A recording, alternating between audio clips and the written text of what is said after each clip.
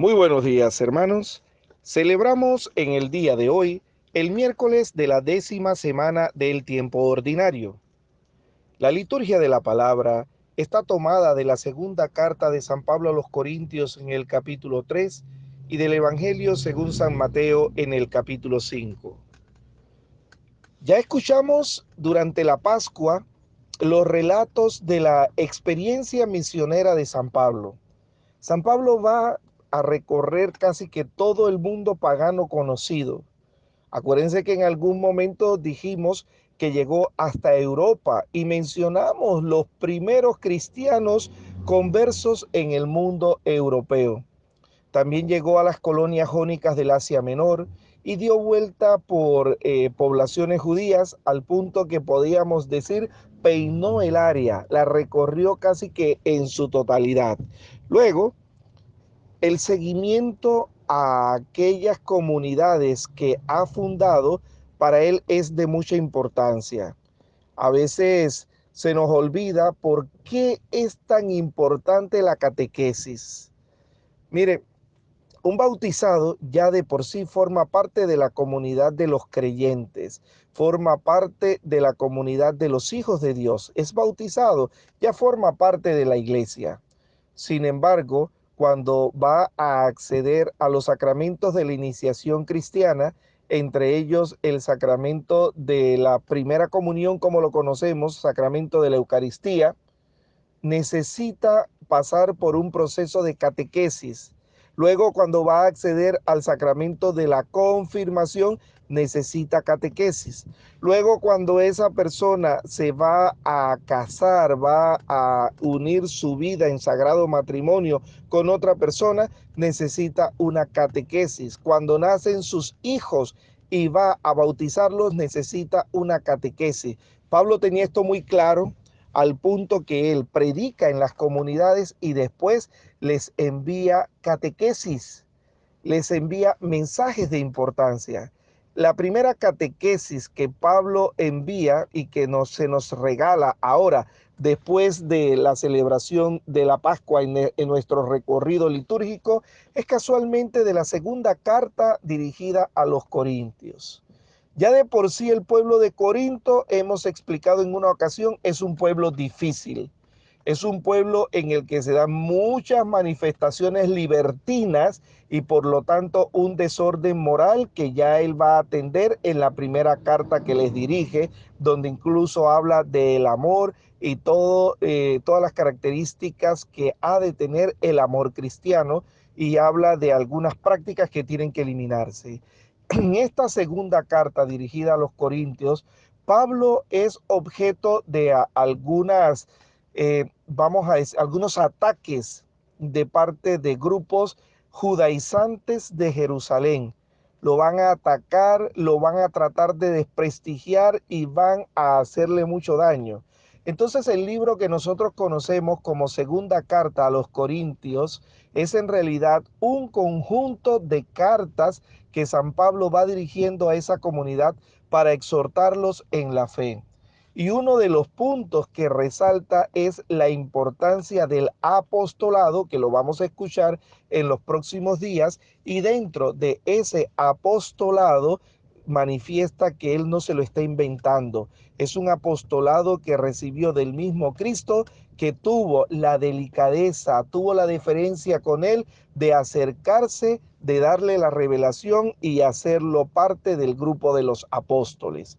Entonces, eso es lo que se está viviendo en el contexto vital para que entendamos cada una de las cosas que reflexionaremos de la segunda carta de San Pablo a los Corintios. En el discurso les va a hablar de la importancia de la ley. Sí, ustedes judaizantes me acusan a mí de que yo no quiero cumplir la ley de Moisés.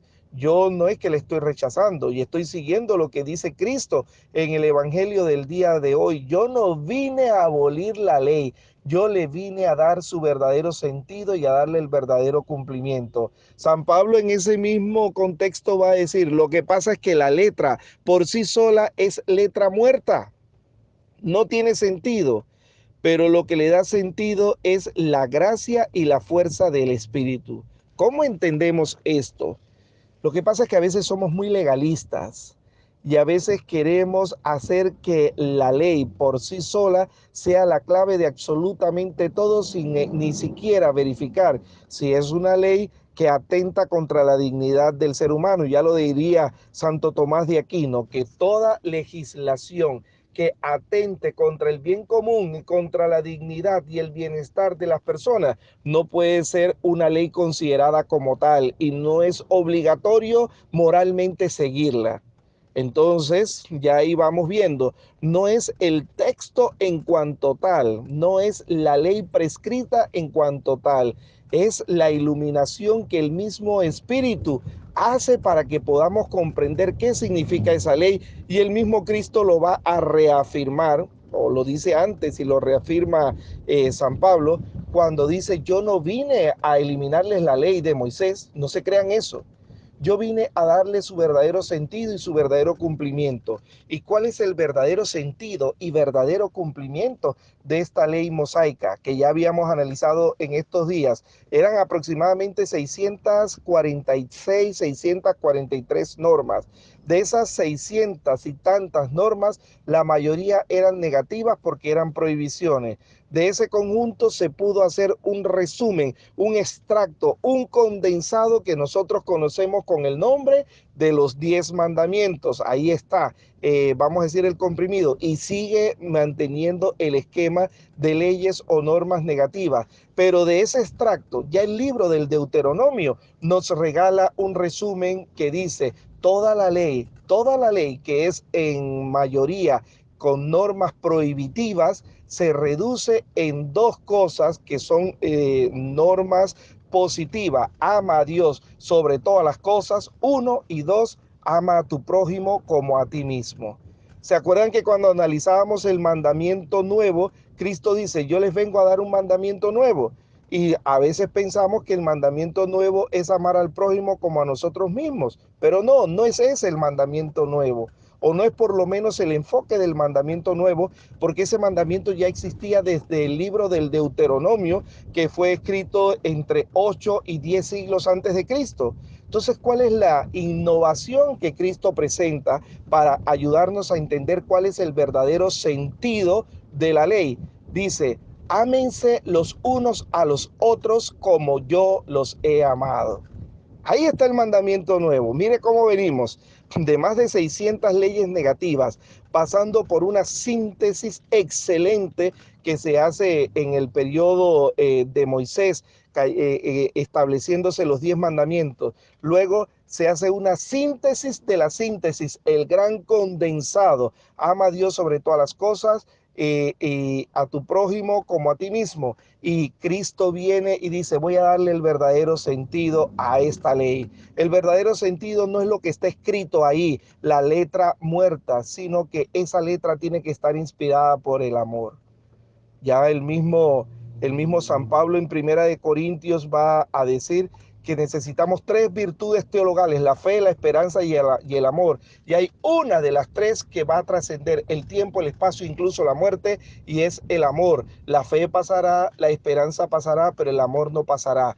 Cristo vino a darle sentido a cada palabra de la ley, a cada renglón de la ley, y el sentido lo da por medio de este mandamiento nuevo: ámense los unos a los otros como yo los he amado. Con ese amor puro, con ese amor que trasciende el legalismo, con ese amor que es capaz de perdonar, con ese amor que es capaz de comprender, con ese amor que es capaz de orientar. Y si la ley nos ayuda a todas esas cosas y nos acerca al camino de salvación, nos acerca al camino del Señor, es porque la ley está inspirada por el Espíritu Santo y tiene todo lo que se necesita. La ley no es letra muerta porque no sirva, no, no por eso, sino que es letra muerta si no está bajo la inspiración y efusión del Espíritu Santo. Pidámosle al Señor entonces que derrame su Santo Espíritu sobre nosotros para que podamos comprender las leyes que rigen nuestra vida cristiana, para que podamos comprender las normas, por ejemplo, litúrgicas que nos establece la Santa Madre Iglesia, para que podamos comprender por qué se hace de esta manera y no de otra, para que podamos comprender que no es necedad, sino es buscar unidad, y en la unidad está Dios presente, para que podamos valorarla y para que más que una imposición, la sintamos como una gran orientación, una gran armonía y una gran sintonía que tenemos los hijos de Dios, los miembros de la iglesia, con el Padre, el Hijo y el Espíritu Santo. Saludemos a María Santísima, nuestra Madre, que nos enseñó a entender el mensaje del Señor y a guardarlo en nuestros corazones con la oración que el ángel un día le dijo. Dios te salve María, llena eres de gracia, el Señor es contigo. Bendita tú eres entre todas las mujeres y bendito es el fruto de tu vientre, Jesús. Santa María, Madre de Dios, ruega por nosotros pecadores, ahora y en la hora de nuestra muerte. Amén. Nuestra Señora de la Victoria, ruega por nosotros.